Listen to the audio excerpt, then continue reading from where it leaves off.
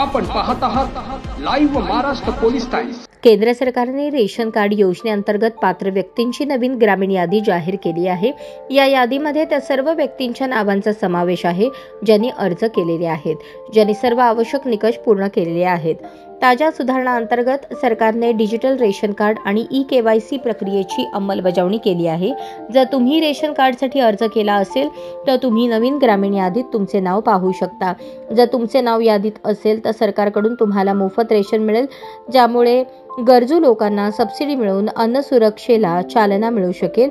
या योजनेचे मुख्य उद्दिष्ट आर्थिकदृष्ट्या दुर्बल वर्गाला पोषणयुक्त आहार मिळवून देणे आहे।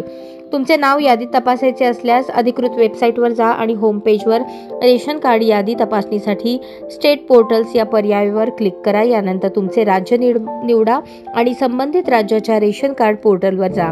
इथे तुम्हाला तुमच्या जिल्ह्याचे नाव, ब्लॉक, गाव, पंचायत आणि शिधापत्रिकेचा प्रकार निवडावा लागेल।